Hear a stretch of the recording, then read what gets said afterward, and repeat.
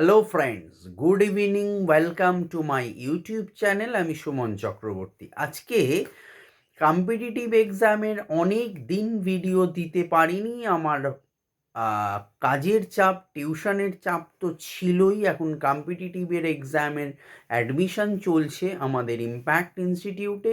এছাড়া আমার কিছু আহ, শরীর খারাপ চললো, ঠান্ডা লাগা, জ্বরের জন্য আমি ভিডিও দিতে পারিনি, তার জন্য খুবই দুঃখিত।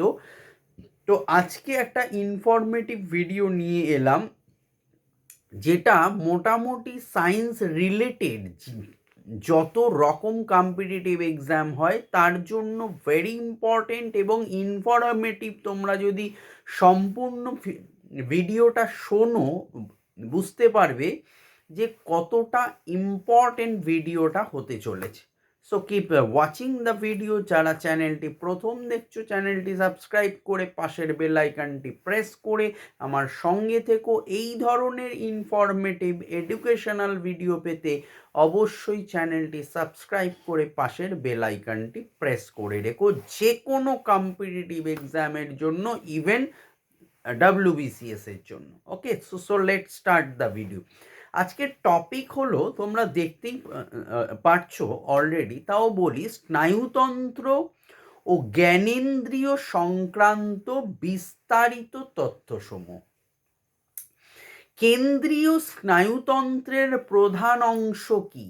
1. সুষুম্নাকাণ্ড। 2. মস্তিষ্ক।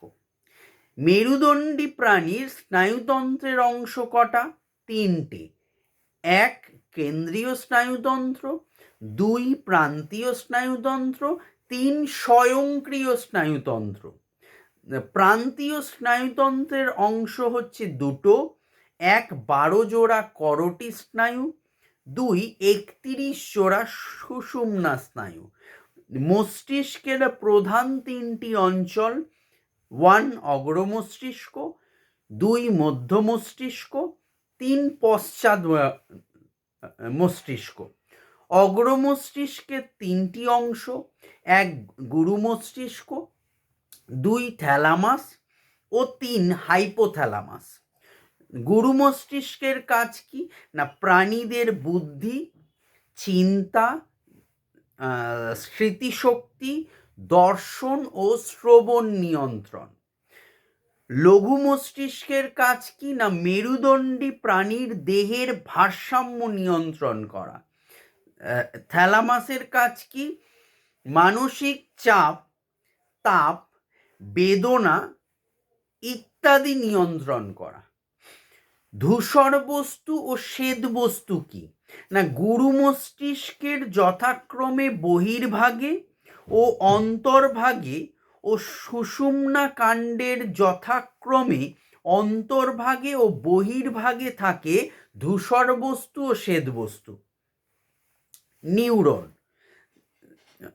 স্নায়ুতন্ত্রের গঠনগত ও কার্যগত একককে নিউরন বলে, আমরা সকলেই জানি। নিউরনের প্রধান 2টি অংশ: কোষদেহ ও প্রবর্ধক। নিউরনের প্রবর্ধক অ্যাক্সন ও ডেনড্রন। CSF অর্থাৎ সেরিব্রোস্পাইনাল রস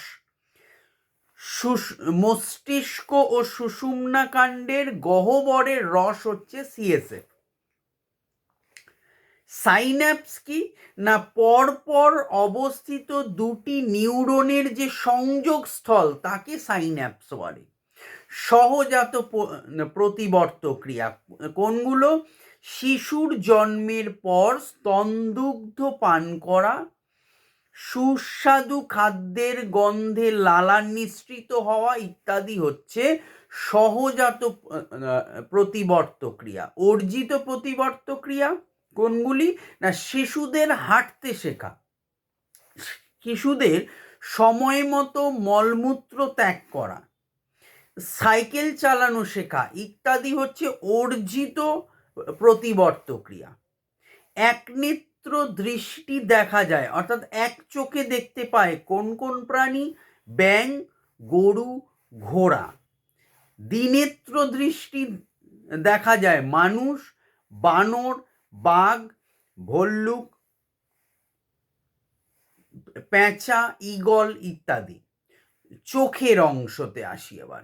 রডকোষ, কোনকোষ, retina, iris, pupil, lens, sclera, choroid, cornea, অন্ধবিন্দু, পিতবিন্দু, সিলিয়ারি বডি ইত্যাদি।